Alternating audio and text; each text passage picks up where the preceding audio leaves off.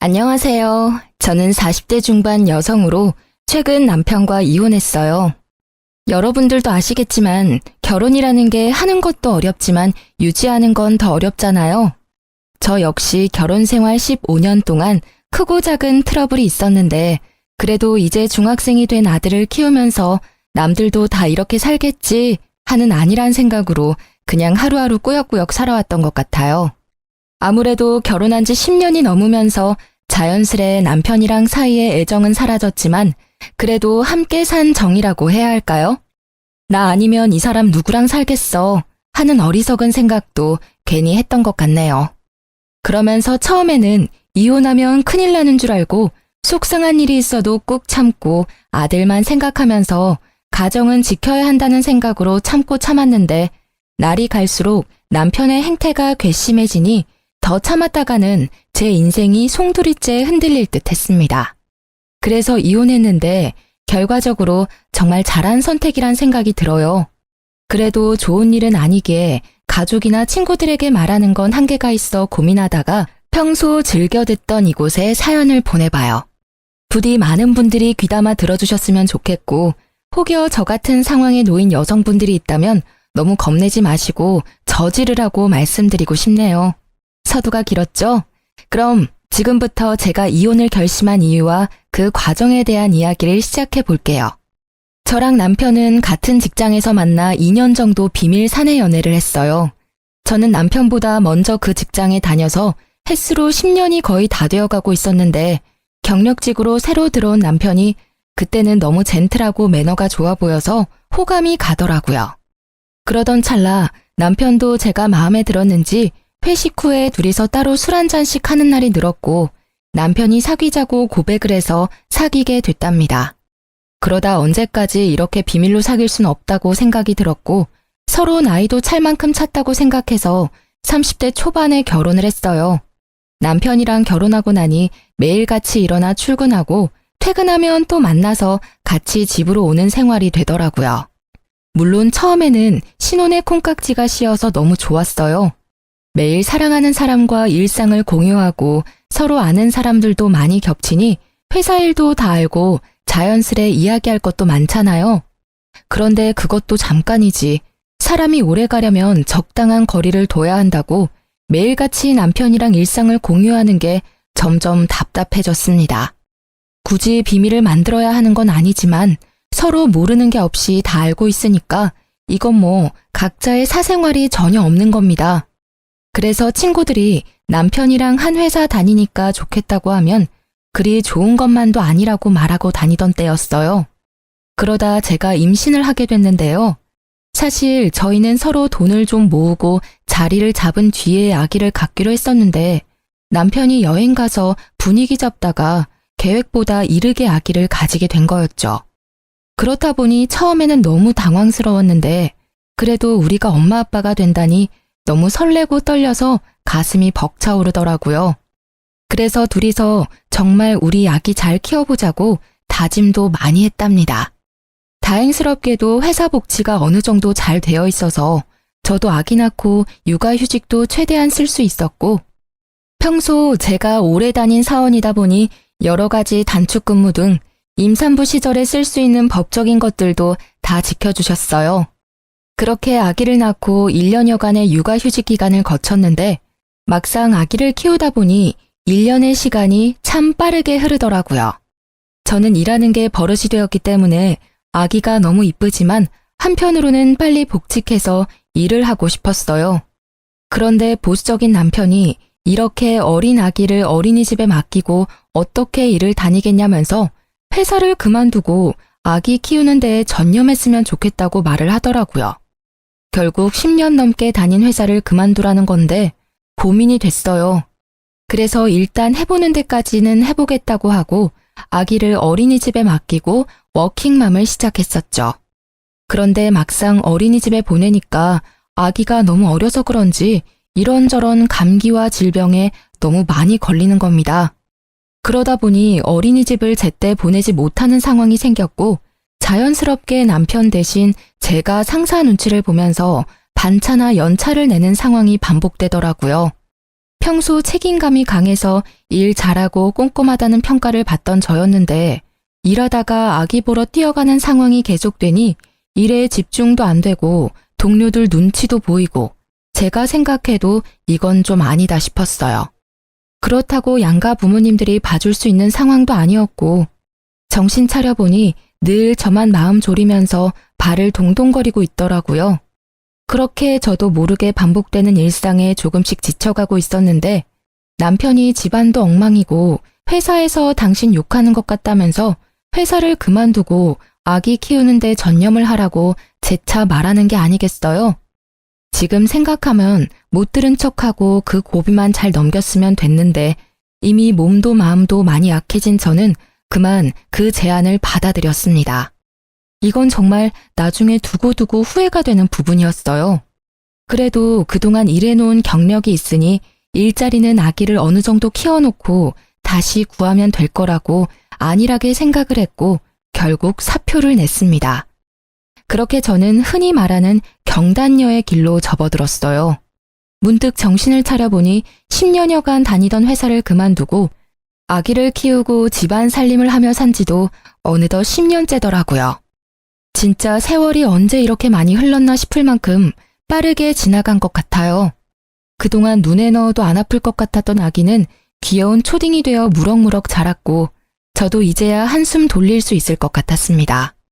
그런데 갑자기 남편 회사에 문제가 생기면서 제 시름이 깊어졌어요. 남편은 제가 퇴사한 후 함께 다니던 회사를 그만두고 IT 계열 회사로 이직해서 꽤 오래 다니고 있었는데요. 아무래도 이쪽 계열은 머리 회전이 빨라야 하기 때문인지 나이가 들수록 더 많은 노력을 해야 한다고 하더라고요. 남편도 마찬가지여서 점점 젊은 직원들은 치고 올라오는데 본인은 젊을 때 감각이 안 나오니까 성과는 없지 상사 눈치 보랴 밑에 직원들 눈치 보랴 회사에서 매일 어려움을 겪는 것 같았습니다. 이맘때쯤 항상 술에 취해 들어와서 아이랑 저랑 자고 있으면 굳이 깨워서 아빠는 힘들게 일하고 왔는데 편하게 자고 있느냐면서 술주정을 부리는데 진짜 미치겠더라고요.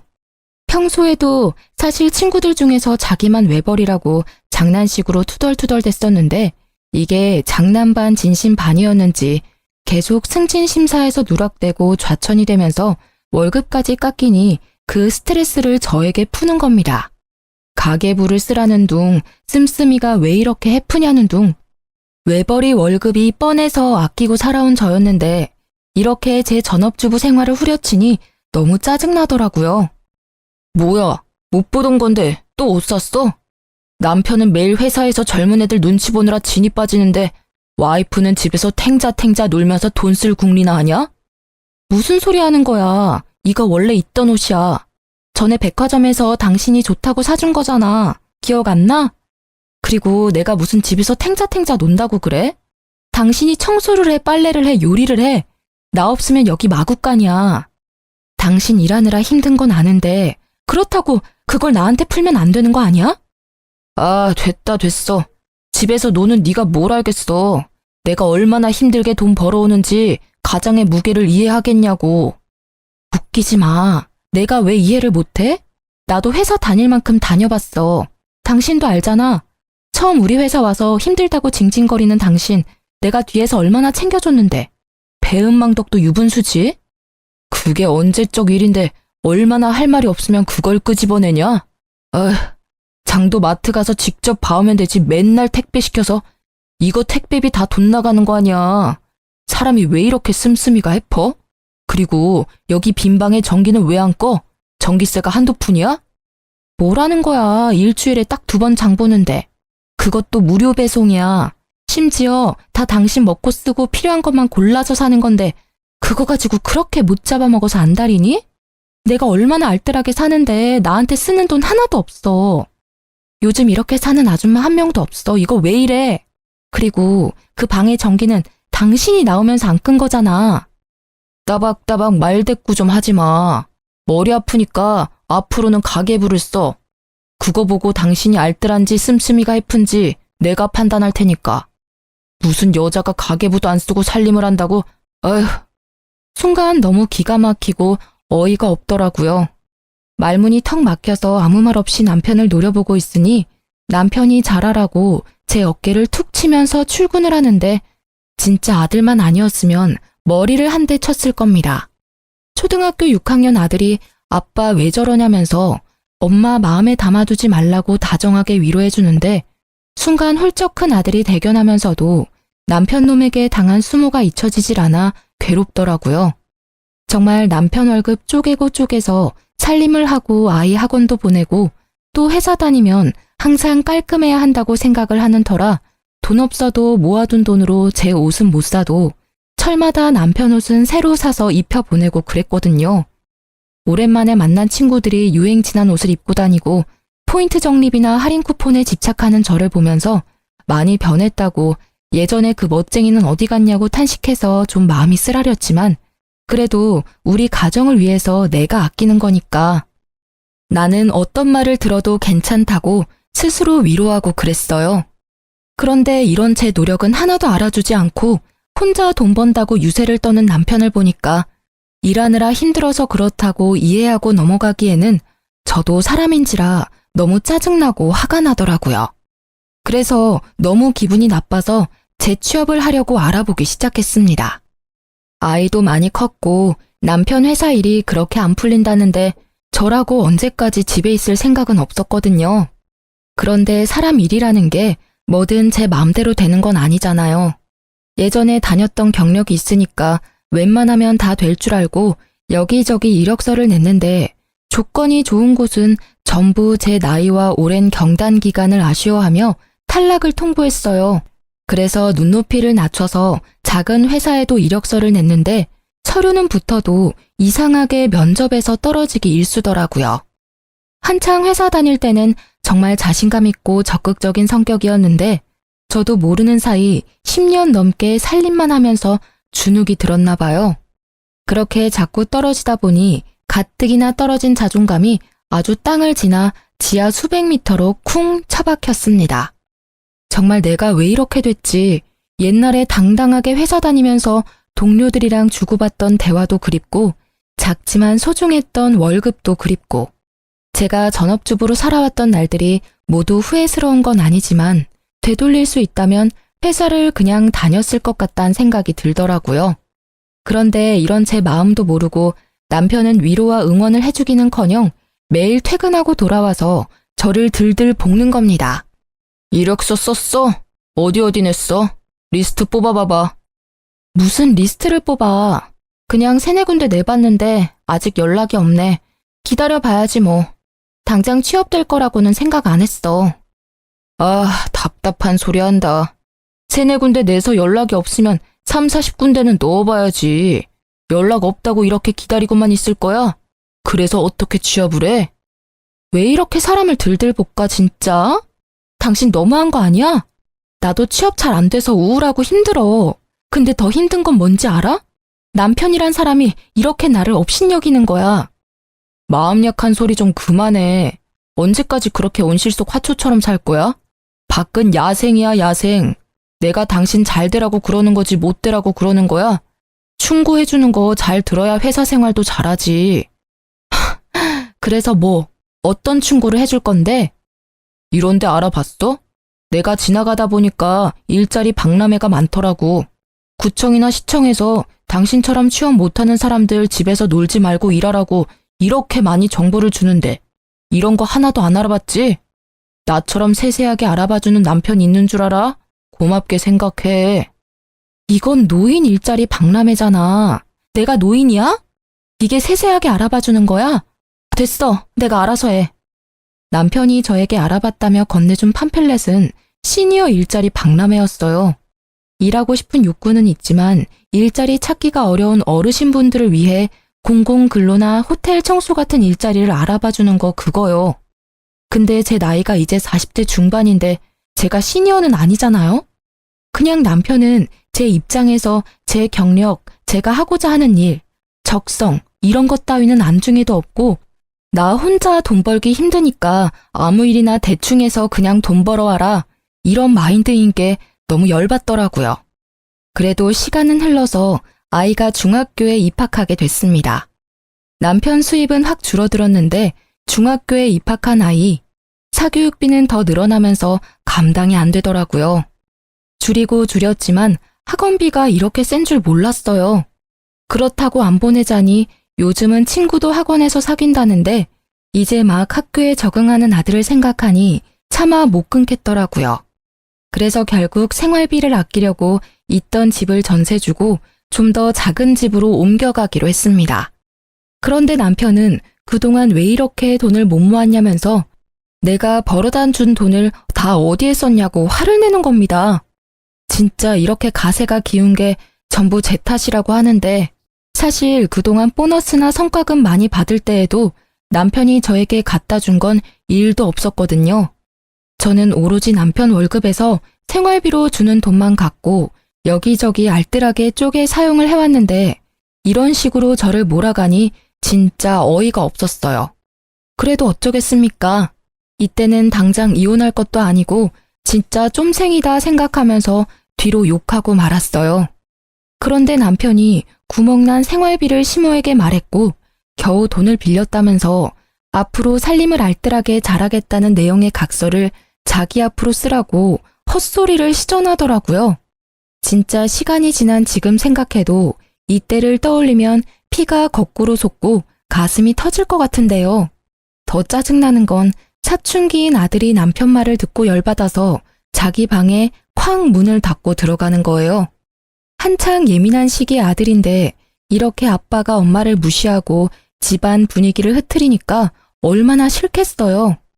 저뿐만 아니라 아들까지 남편 놈 때문에 영향을 받는다고 생각을 하니까 진짜 이렇게 살아야 하나 싶더라고요. 그래서 오랜만에 만난 친구에게 하소연을 좀 했습니다.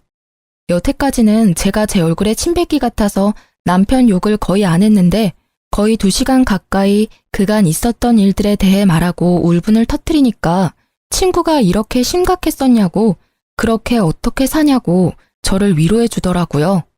이 친구는 저와 달리 결혼하지 않고 혼자 사는 골드미스였는데 마케팅 회사를 다니며 승승장구해서 부장까지 달고 돈도 많이 벌더라고요. 다른 회사지만 저랑 비슷한 시기에 입사해서 신입 시절, 대리 시절 다 거쳤는데 저도 결혼하지 말고 그냥 회사나 열심히 다닐 걸 후회가 됐어요. 그래서 앞으로 어떻게 살아야 할지 모르겠다고 하니 친구가 너무 안타까워하면서 요즘은 회사 말고 창업을 하는 사람도 많다고 조심스레 말을 하는 겁니다. 그동안 회사 취업만 생각했지 창업은 정말 아이디어나 재주가 특출난 사람만 하는 거라고 생각했거든요. 그래서 아예 배제하고 있었는데 친구가 대뜸 제가 만든 홈 베이킹 쿠키를 팔아보라는 거예요. 사실 제가 전업 생활을 오래 하면서 아이가 어릴 때는 시간이 없었지만 유치원 다니고 할 때부터는 휴식 시간이 좀 생기더라고요. 그래서 평소에 관심 있었던 홈 베이킹 쿠키를 취미로 하려고 꾸준히 배우고 만들어 왔었거든요. 평소에 제가 먹거나 아이랑 남편 챙겨주고 나서 남은 것들은 예쁘게 포장해서 친구들 선물로 주고 이웃들에게도 나눠주고 시댁이랑 친정에도 보내는 등 다양하게 활용을 했었어요. 만들 때는 재료 준비하랴, 숙성시키랴, 계량하랴, 오븐 구우랴, 손 가는 게 많아서 번거롭지만 다 만들고 나면 너무 뿌듯하고 특히 맛있게 먹어주는 사람들을 보면 이 맛에 베이킹하는 거지 라는 성취감도 들었답니다. 워낙 아가씨 때부터 베이커리 카페 다니는 걸 좋아해서 보는 눈이 생겼는지 받는 사람들이 전부 너무 이쁘고 맛있다면서 이런 거 하나 차려서 하라고 말은 했었거든요. 그냥 인사치레로 하는 말이겠거니 생각했는데 친구가 그게 아니라 진짜 자기가 생각했을 때 괜찮은 것 같다면서 SNS에서 유명한 쇼핑몰들을 보여줬습니다. 살펴보니 조금 손이 많이 가기는 하지만 그 정도는 다 제가 할 수 있을 듯 했습니다. 보다 보니 이렇게 하면 더 예쁘고 맛있겠는데? 하는 아이디어도 마구 떠올라서 친구에게 말했더니 대박이라며 맞장구 쳐주더라고요. 그래서 고민 끝에 SNS에 밝은 친구 도움을 받아서 비즈니스 계정을 만들고 나름대로 상호화 메뉴까지 정해 두근거리는 마음으로 쇼핑몰을 열게 됐어요. 처음 일주일은 문의조차 오지 않더라고요. 그러다 첫 게시 손님을 받았는데 반응이 꽤 괜찮았어요. 덕분에 용기를 얻었고 점점 찾아주는 손님들이 많아지더니 마케팅하는 친구의 도움으로 각종 이벤트와 체험단까지 운영하면서 생각보다 더 대박을 쳐서 돈을 쏠쏠하게 벌게 됐습니다. 저는 그냥 남편 눈치 보지 않고 쓸 수 있는 제 용돈 정도만 생각했는데 웬걸? 쪼들렸던 아이 사교육비도 낼 수 있겠더라고요. 이때부터는 재료 사고 포장하고 발송하는 값에 제 인건비까지 더해도 훨씬 많이 남는 장사라 진짜 이 맛에 창업하나 보다 했습니다. 오히려 SNS로 시작하니까 월세도 나가지 않고 마진이 좋더라고요. 그래서 주문이 밀려도 힘든 줄도 모르고 밤을 새가면서 물량을 맞추고 손님들 리뷰에 답까지 달아주면서 열심히였어요. 정말 오랜만에 집에서 살림만 하던 제가 열정을 가지고 저만의 일을 시작한 거라 너무 즐겁고 행복했습니다. 진짜 돈이 문제가 아니라 무너진 제 자존감이 다시 세워지는 기분이 들어서 정말 좋더라고요. 저를 도와준 친구도 너무 잘 됐다면서 얼굴이 너무 좋아졌다면서 절대 그만두지 말라고 용기를 주더라고요. 까탈스러운 사춘기 아들 녀석도 제가 밤새 일하는 걸 보면서 힘들면 하지 말라더니 제가 너무 행복해하니까 엄마가 좋으면 자기도 좋다고 저를 꼭 안아주는 게 아니겠어요? 하지만 양치가 있으면 음지도 있는 법이죠. 정말 아이러니하게도 그렇게 일하라고 떠밀던 저희 남편은 제가 일하는 걸 탐탁치 않게 여기더라고요. 요즘 저녁이 아주 맨날 배달이네. 돈이 남아 도나 봐. 요즘 단체 주문이 좀 들어와서 밥할 시간이 없어서 그래. 이번 주만 넘어가면 괜찮을 거니까 내가 그땐 맛있는 거 해줄게. 당신이 돈을 벌면 얼마나 번다고 밥할 시간이 없대? 그래봤자 푼돈이잖아. 누가 보면 돈 꽤나 버는 줄 알겠다. 무슨 말을 그렇게 해? 당신이 관심 없으니 몰라서 그렇지. 나 꽤 벌어. 내가 요즘 당신한테 애 학원비 밀렸으니까 붙여달라고 하는 거 봤어? 다 내가 내고 있어. 당신 입고 있는 그 와이셔츠랑 바지 그거 새 거잖아. 다 내 돈으로 사서 입혀주는 거야. 알고 말해. 됐어. 그냥 반죽 가지고 장난칠 시간에 근처 빵집이라도 취직해서 정상적으로 좀 살아. 이게 뭐야? 집꼬라지하고는. 뭐 인정합니다. 혼자 모든 걸 하니까 집안일이 어려워지긴 했어요. 그런데 누구나 처음에는 일과 생활을 조율하는데 적응하는 기간이 필요하잖아요. 진짜 갓 사업 시작해서 열심히 하려는 사람한테 초치는 것도 아니고 그렇게 일해서 돈 벌어 오라고 하더니 돈 번다고 하니까 집안일 열심히 하라는데 어이가 없었어요. 정말 나랑 한번 제대로 싸워보자는 건가 싶기도 하고 제가 뭘 해서 얼마나 버는지 관심은 1도 없으면서 반죽 가지고 장난치지 말고 빵집에라도 취직하라면서 정상 비정상 운운하는 남편을 보니 한심하더라고요. 그래도 남편은 늘 꽉 막힌 사람이었으니까 제 기준이 낮아서 그런지 몰라도 이때까진 그냥 참을만 했어요. 그런데 오랜만에 만난 가족 행사에서 시누이를 만났는데 남편 놈이 지 누나라고 제 이야기를 많이 했나 보더라고요. 어처구니 없게도 신우까지 저를 약올리는 말들을 서슴없이 하는 겁니다. 올케 요즘 일하느라 바쁘다면서? 아, 네, 형님. 그냥 소소하게 일하고 있어요. 아직 처음이라 힘들긴 한데 그래도 재밌어서 할만해요. 이 일이 재밌으면 되나? 그게 무슨 일이야? 동생 말 들으니까 돈 좀 번다고 집안일에는 손 놨다면서? 나도 일해봤는데 2가지 한 번에 잘하기 힘들어. 특히나 그런 사업은 하나부터 10까지 올케가 해야 하는데 끝까지 잘할 수 있겠어? 괜히 힘 빼지 말지 그래? 그게 무슨 말씀이세요? 저보고 일하지 말라는 거예요? 아유, 내가 올케 걱정돼서 하는 말이야. 기분 나쁘게는 듣지 말고 사업은 뭐 아무나 하나? 요즘 개나 소나 다 사업한다고 창업한다고 하니까 올케 귀가 얇아졌나 본데 다 그것도 한때야 한때. 형님, 저 지금 너무 열심히 잘하고 있어요. 응원까지는 안 바랄게요. 그냥 신경 쓰지 말아주셨음 해요. 화났어? 아니 내 말은 솔직히 쭉 잘 되리란 보장 있어? 막말로 집에서 10년 넘게 애보던 여자가 사업한다고 날뛰는데 옆에서 지켜보는 가족들은 걱정이 되지. 이게 걱정하는 사람의 말이었을까요? 진짜 시누이만 아니었으면 머리채를 휘어잡았을 거예요. 어쩜 이렇게 남매가 똑같이 말을 못되게 하는지 무슨 학원이라도 다녔나 싶을 만큼 얄밉더라고요. 정말 100번 양보해서 시누이 말대로 사업한다고 하는 가족이 걱정되고 염려돼서 조언을 해줄 수는 있어요. 하지만 제가 열심히 하고 있으니 신경 쓰지 말아달라고 간곡히 말을 했으면 듣는 신용이라도 해야 할 거 아닙니까? 나이도 별로 차이도 안 나면서 손이 시누이라고 저를 자꾸 가르치려고 들고 비아냥거리는데 이건 뭐 잘 되지 말라고 저주하는 것도 아니고 정말 듣는 입장에서 기분이 많이 나쁘더라고요. 너무 빡쳐서 원래는 시댁 행사에 나눠주려고 가져갔던 가전제품 선물들이 있었는데 하나도 주지 않았어요. 그대로 친정 부모님 가져가서 다 드리고 평소에 오래돼서 잘 안 된다고 하던 세탁기도 새 걸로 바꿔드렸습니다. 그래도 분이 안 풀려서 어떻게 복수하지 싶더라고요. 결국 이들에게 복수하는 건 제가 어떻게든 일을 놓지 않고 더 열심히 해서 더더더 잘 되는 것밖엔 없는 듯 했습니다. 그래서 정말 힘들 때도 있었지만 단골 늘리기에 주력하면서 리뷰에도 신경 쓰고 아이디어도 계속 생각하면서 퀄리티 유지하려고 노력을 했어요. 그래서인지 언제부터인가 메신저로 홈베이킹을 직접 배워보고 싶다는 사람들이 늘어나더라고요. 처음에는 말주변도 없고 그래서 사람들을 직접 상대하고 가르치는 걸 할 수 있을까 걱정이 됐습니다. 그런데 이번에도 처음에 해보라고 응원해줬던 친구가 레시피 그대로 가르쳐주는 거고 친절하게 하면 된다고 못할 것도 없지 라면서 용기를 불어넣어 주더라고요. 정말 제 인생에 인복이 없다고 생각했는데 이런 좋은 친구를 곁에 둔 것만 해도 성공인 것 같네요. 어쨌든 사람들도 많이 해달라고 요청을 하겠다. 친구 응원도 들었겠다. 클래스를 열면 성공할 것 같다는 자신감이 생겨서 일단 남편에게 계획을 말했어요. 그런데 남편 반응은 정말 차갑고 매정하더라고요.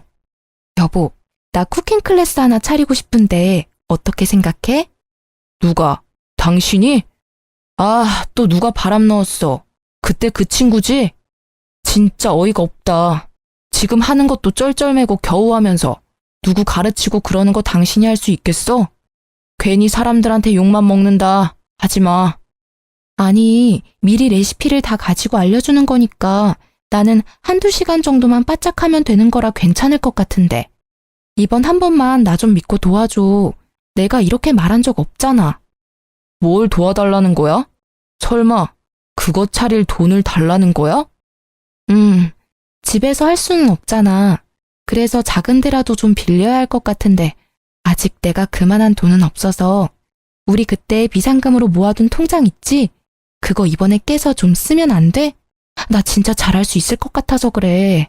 내가 이자 쳐서 다시 채워 넣을게. 야, 웃기지 마. 돈 날릴 일 있어? 제발 정신 좀 차려. 그 돈 절대 못 주니까 정 하고 싶으면 당신이 알아서 그냥 차리든지. 나는 반대했으니까 나중에 왜 안 말렸냐고 내 원망은 하지 마. 알았지? 사람이 어떻게 이렇게 짜증나는 화법을 구사하는지 남편이랑 대화를 하고 지지를 얻으려고 했던 제가 잘못이었습니다. 매사에 부정적이고 꼬여서 어떻게든 제가 하는 생각과 일은 절대 안 될 거라고 말을 하는데 이런 사람이랑 살아온 제가 회사 면접에서 주구장창 떨어진 건 어찌 보면 당연한 일이겠죠. 원래라면 남편한테 이 정도 말을 들었으니 자신감이 더 떨어져 그래 내가 제대로 할 수 있겠어. 그냥 접자 했을 겁니다. 그런데 저는 이미 SNS 쇼핑몰에서 한번 성공을 맛봤잖아요. 정말 성공의 단맛은 강렬하더라고요. 남편의 반대에도 불구하고 저는 자신감을 잃지 않고 그래 내가 알아서 할게 두고 봐라 하는 마음이 생겼어요. 그래서 친정 동생에게 SOS를 쳤습니다. 제 말을 들은 친정 동생은 처음에는 망설이다가 이왕 하는 거 제대로 하라면서 응원을 해주더라고요. 정말 지금 생각해도 친정 동생에게 감사할 따름이에요. 그렇게 결국 작은 동네 골목에 쿠킹 클래스를 열었고 원데이 클래스랑 창업반을 만들어서 홍보를 했어요. 이번에도 마케팅은 친구 도움을 많이 받았습니다. 확실히 제 생각처럼 수요가 많아서 대박이 났어요. 처음에는 제 베이킹 쿠키를 사가던 손님들이 주로 찾아왔는데 입소문이 나면서 기념일을 앞둔 사람들이나 실제로 베이커리 카페를 열고 싶은 분들이 찾아와 배워가고 어플에 좋은 후기를 써주시는 겁니다. 그걸 보고 전혀 모르는 분들이 찾아오기도 하고요. 전업주부 하면서 제가 살림을 했었잖아요.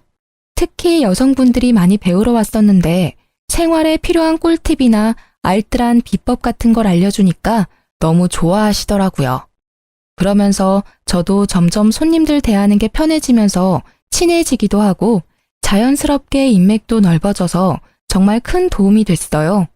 그분들이 친한 언니처럼 저를 대하면서 아는 사람을 또 데려와 주기도 하니까 제 생각보다 가게가 더 잘 됐습니다. 그렇게 1년 가까이 쿠킹 클래스를 운영했더니 다시 옛날에 살던 큰 집을 구해 갈 수 있을 정도가 됐어요. 물론 돈을 번다고 해서 제가 허투루 쓰지 않고 꼭 필요한 데만 쓰고 모았던 결과이기도 했죠. 어쩌면 오랜 주부 생활이 낳은 결과이기도 하겠네요.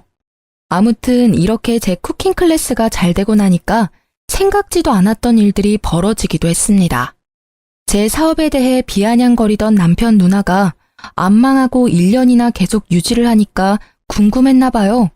한번 친구랑 같이 와서 배워보고 싶대서 그러라 했는데 괜찮아 보였는지 자기도 창업반에서 배우고 2호점을 차리면 안 되냐고 계속 떼를 쓰는 겁니다.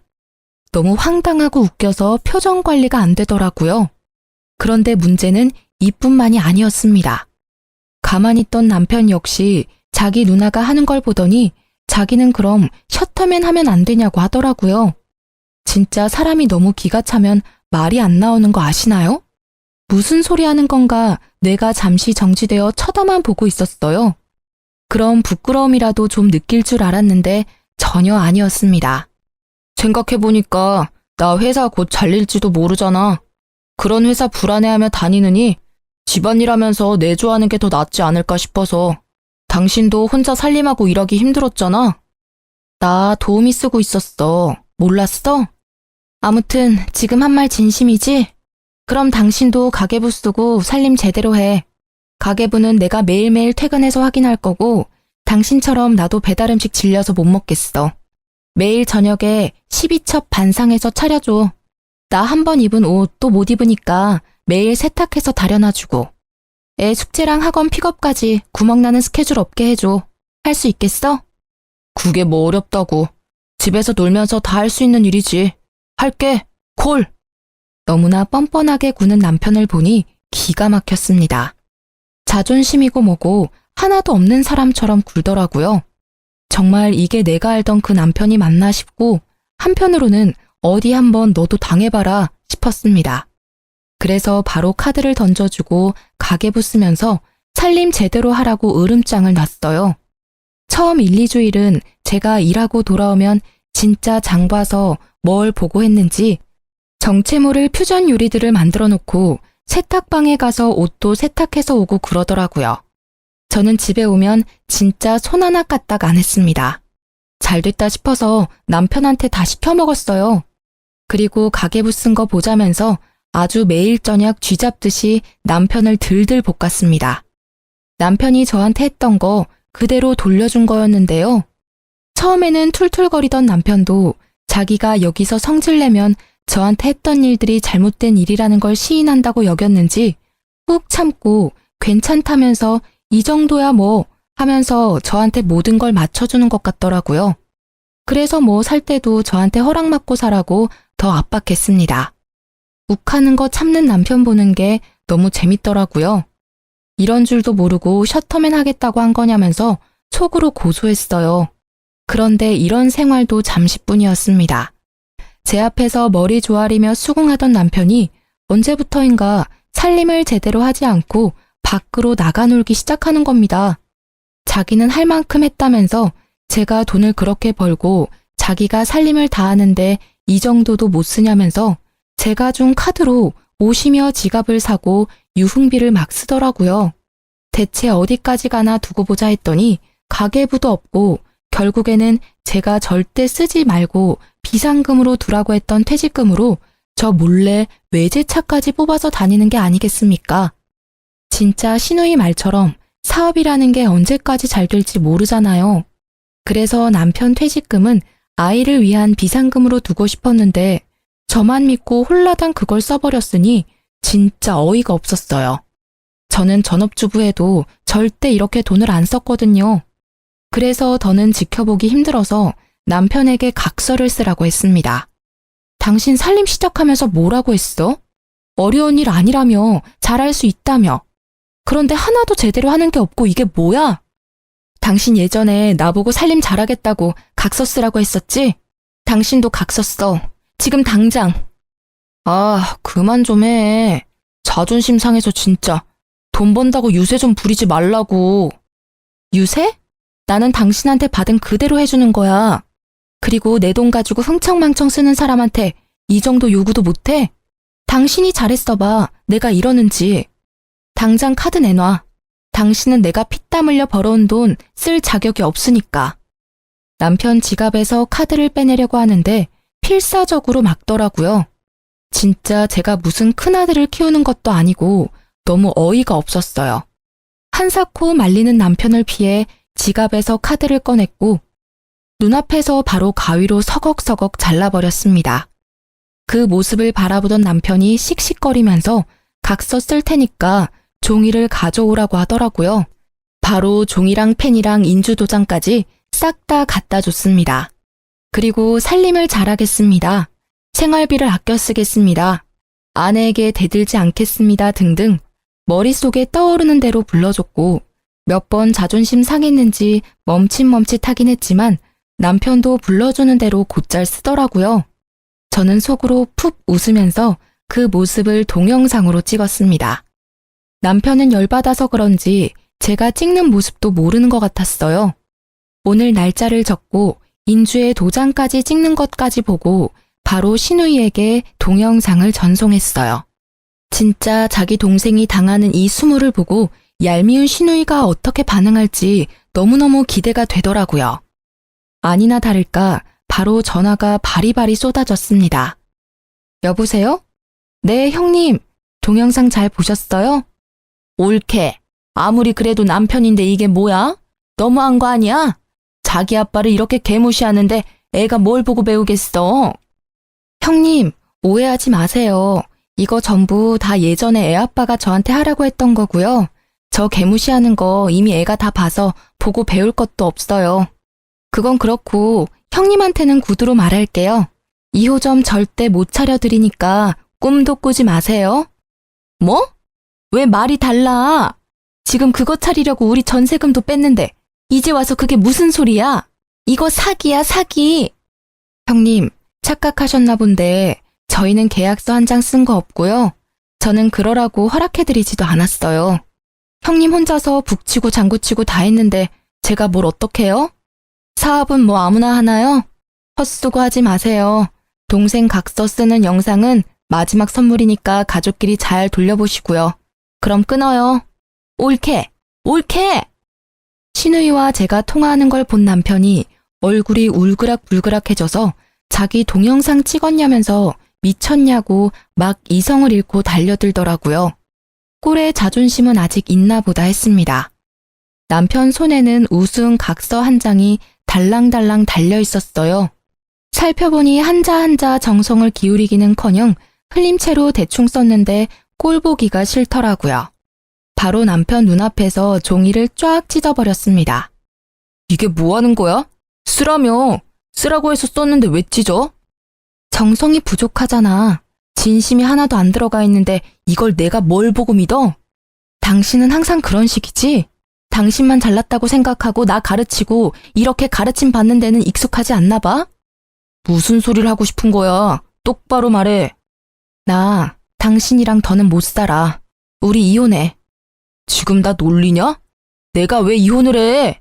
저는 남편이 퇴직금을 외제차 뽑는 데 쓴 일부터 이미 이혼을 결심하고 이혼 서류를 준비했습니다. 그런데 이혼 통보를 했더니 남편이 미친 듯이 달려들어 저를 잡고 말리려고 안간힘을 쓰더라고요. 진짜 구질구질한 모습에 짜증이 나서 뺨 때리고 준비해뒀던 이혼 서류 던지고 집을 나갔어요. 등 뒤로 남편의 열받아 울부짖는 소리가 들리는데 너무 통쾌했죠. 그렇게 저와 남편은 이혼을 하게 됐는데요. 정말 다행스럽게도 저는 쿠킹 클래스가 계속 잘 풀려서 저를 도와줬던 친구랑 동업을 시작했고 2호점을 내면서 승승장구하고 있는 중이에요. 시누이는 저한테 제대로 배우지도 않고 무리해서 쿠킹 클래스를 열었는데 실력이 부족하니까 아무리 홍보를 잘해도 초반 반짝이지 나중에는 파리만 날려서 월세도 못 내고 빚만 떠안았다더라고요.